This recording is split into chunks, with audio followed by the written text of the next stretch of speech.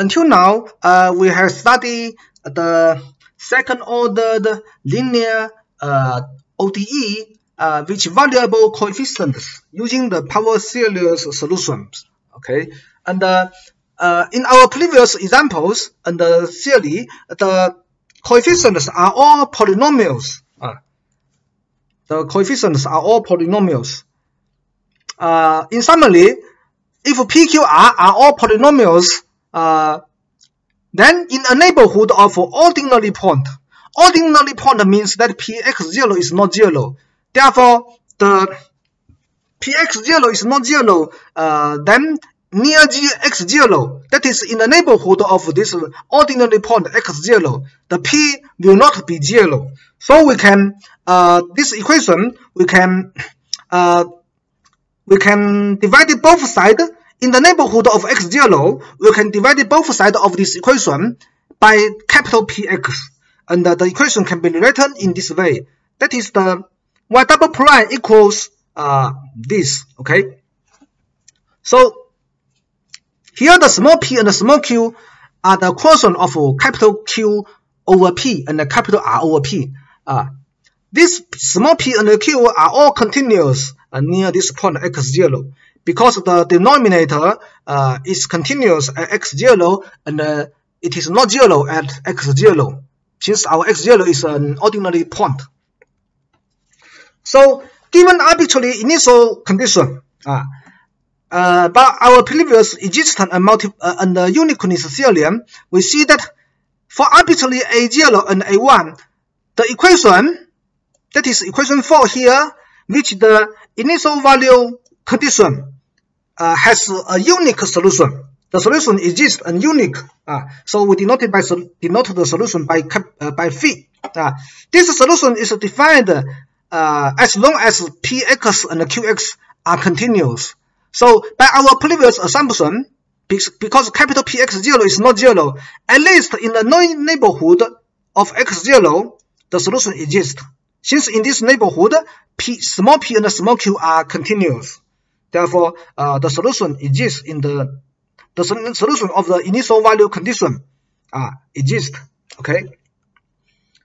Now, if this is a solution, although we know that the solution exists and is unique, we don't know whether the solution can be expressed by a power series. So, if near this point x0, the solution phi can be expressed as a power series over x0. That is, phi x equal this series over x0. So sigma an x minus x0 to the power n. Then this an must be the determined by the nth order derivative of phi at x0. This is the result from calculus. In calculus, we study power series. We know this. If a function can be expressed by a power series, the coefficient of the power series are determined by the nth order derivative of the function at the point where you expand, that is x0. Okay. So the an can be determined by substituting this phi and its derivative into the equation. This is what we did in the previous several examples. Okay, so we can determine the an. But this does not mean that our equation has a solution of this form. Okay, so the first part here ensures that solution exists. The second part says that if the solution can be expressed by power series, the coefficient can be determined. But if the solution phi cannot be expressed as a power series, we have nothing to say. Okay, so this is what we mean. Does not imply that the equation has a solution of power of the form of a power series. Okay. Now, so assume that the power series phi is a solution. Then, using this equation, we see that since phi is a solution, then we can replacing the function y here, the unknown function y, by our phi, the equality will be satisfied. Therefore, A2 multiplying 2, that is phi double prime x0. Phi double prime x0 should be replacing this y by phi, okay? And then evaluated at x equal to x0. That is, phi double prime x0 must be minus px0, phi prime x0, subtracted by qx0, phi x0. That is y double prime equal minus py prime minus qy, okay? But since phi is the solution of the initial value problem, phi prime x0 is y prime x0, that is a1. Similarly, phi x0 is a0. So this can be writing further, minus px0 a1 subtracted by qx0 a0. So this gives us the expression for the second order derivative of phi at x0. Okay, and if you want to find the third order derivative of phi at x0, we can differentiate it, the y double prime again. So taking the derivative on both sides of this equality, the left hand side becomes phi triple prime, third order derivative, and the phi, so that is phi triple prime equals the right hand side, the derivative of the right hand side. The right hand side, the right hand side is minus p phi prime minus q phi. Okay, so that is minus p phi prime subtract by q phi. Then taking derivative, and then using the computation of differentiation, we see that this is minus p phi double prime subtract by p prime phi prime subtract q prime phi subtract q phi prime, and then organize the computation, collecting the terms according to the order of the derivative of phi. We see that and evaluating at x equal to x0.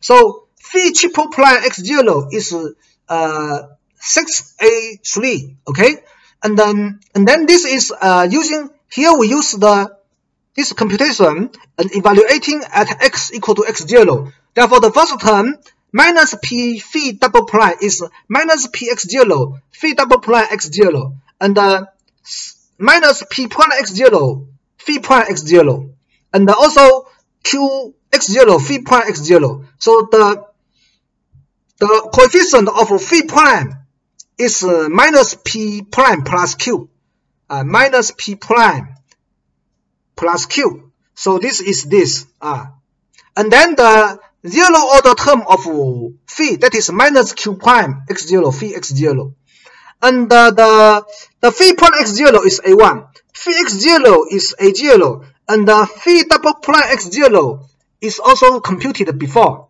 So that is 2a2, 2a2 px0, and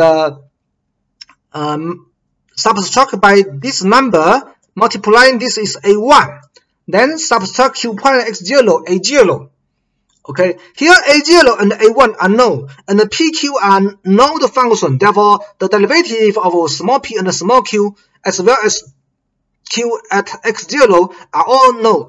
Here only the a2 is unknown, but a2 can be solved from this equality. a2 can be expressed by p and q at x0 and a0 and a1. So the right hand side of this are all known. Okay, so we obtain the third order derivative of the solution at x0, although we have not write down the expression for phi. So in a similar manner, we can determine the a4 and a5. We can determine by differentiating so to determine the a4. A4 involves the first order derivative of phi. Therefore, we differentiating the third order the expression for the third order derivative of phi. That is equation 5 here. Taking derivative of this equality and then evaluating at x equal to x0, we can obtain the the first order derivative of phi at x0. That is, we can obtain the A4. In this way, we can determine a sequence of coefficients an. A0 and A1 are known. A2 can be computed using this equality, and A3 can be computed using this equality. And differentiating the previous equality, then evaluated at x equal to x0, we can obtain the A4. And in this way, we can obtain every an. Having determined all the coefficients an, we can construct a power series. We can write a power series. That is this phi. But we don't know whether this power series converge at the point x near x0. The power series always converge when x equals to x0. The sum is a0 when x equal to x0. But we don't know other than x0 in points other than at points other than x0 whether this series converge. So, and even if it is converged in the neighborhood of x0, we don't know whether such a power series, whether the function obtained by the sum of this power series is a solution of our equation. We don't know. That is, firstly, whether the radius of convergence is positive. If the radius of convergence is 0, then this series only converge at x0. Okay? So if the radius of convergence is positive, then this series is converged in the neighborhood of x0. So this is the first question we don't know. Secondly, if the radius of convergence is positive, that is, the power series converge in the neighborhood of x0. Therefore, define a function over that neighborhood. But such a function is a solution of our equation? We don't know this. We don't know the answer. This can be not true. Both questions can be not true. But in our argument, we only use the derivative, higher order derivative of the coefficient small p and small q. We don't, although previously we studied the case that the capital P, capital Q, capital R are all polynomials. That is, the small p and the small q are rational functions. That is the question of two polynomials. But in our previous discussion, that is, in the procedure, we determined this an and construct this power series. We have not used the particular property that capital P, capital Q, capital R are polynomials. Okay, we only use the fact that small p and small q are differentiable, and we can compute their higher order derivative. For example, in the expression for phi triple prime, we have used the derivative of p prime and the q prime. Okay, and if you compute the higher order derivative of phi, you will the higher order derivative of p and the q will appears. So that is once p and q, once the higher order derivative of p and q exists, that is, if p and q are differentiable infinitely many of times, we can, using the previous argument, to determine the an and construct this power series. Okay, we don't need capital P, Q, R to be polynomial. As long as the small p and the small q are infinitely many times differentiable, we can compute the an and construct this power series. So, but as we said, even if we have the power series, and even if the power series is convergent in the neighborhood of x0, that is, the radius of convergence is positive, we don't know the power series, the resulting power series function phi is a solution of our equation. Okay, only require p and q to be differentiable infinitely many times are not sufficient to guarantee that the phi we obtained is a solution of our equation. Okay, this is an important remark. Therefore, we need a slightly stronger condition, slightly stronger condition than the infinitely many times differentiable assumption on small p and q. We require that p and q are analytic at x0. So it turns out that this slightly stronger condition is sufficient to guarantee that the radius of convergence is positive and that the resulting function is a solution of our equation. Okay?